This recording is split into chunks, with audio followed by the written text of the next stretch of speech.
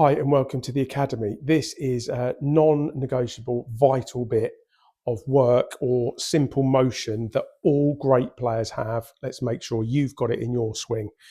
Now, I think if we all agree that if I stand this way and set up in a good golf swing, I want to keep my spine angle constant.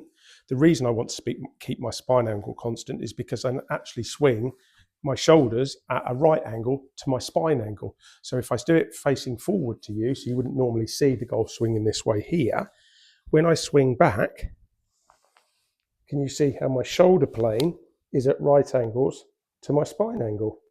Now, if we appreciate the ball would be down here, say if I was hitting a golf shot, I wouldn't say that my shoulders point at that, but if I felt that I'm at right angles here, can you see how steep my shoulder line is? Now, this is a beauty, but more importantly, and I think this is where most of us go wrong, we tend to change that angle a little bit on the way through.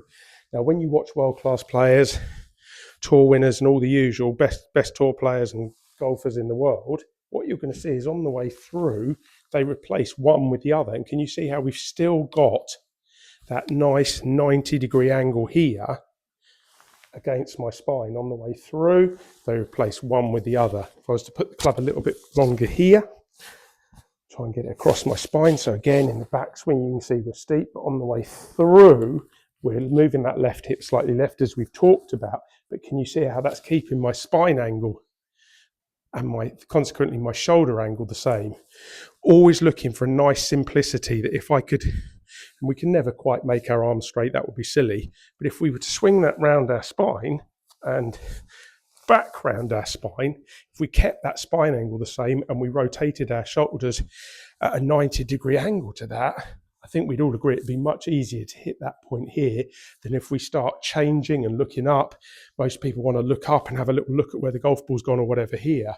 So what I would say, and this is a lovely drill, as we said, just literally turning those shoulders under at right angles and turning them back again at right angles. It's a lovely little drill, that.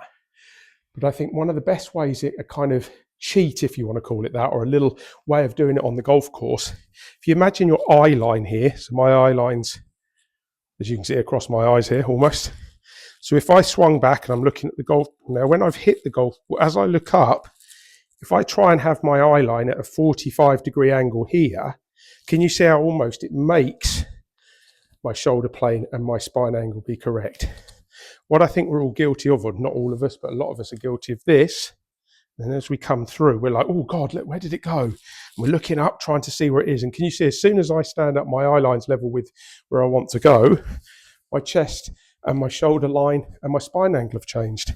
If as I come through, this eye, i.e. my right eye, is lower than my left eye here, you can see how almost instinctively I have to rotate through. Now, that's not to say, obviously, as I come through, we don't finish up facing where we want to go, hopefully.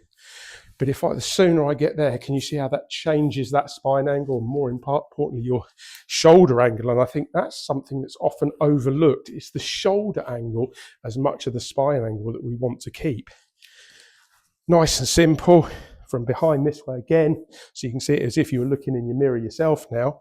You're going to go backward, steep, you see that 90-degree angle, but more importantly this way, where they're copying it the other way. Every good player I can think of does that. And the beauty of this is if you look at good players, and I'm going to show you some pictures now at the top, so we can see the players we've picked here. Let's say Dustin has got a very high left arm with a little bit of bow. We've got Jon Rahm, who's got a little bit flatter with a bowed wrist. We've got Tiger, who's probably in the middle of it. And Rory, who's a little bit flatter. I think we can all agree they've got slightly different positions at the top here.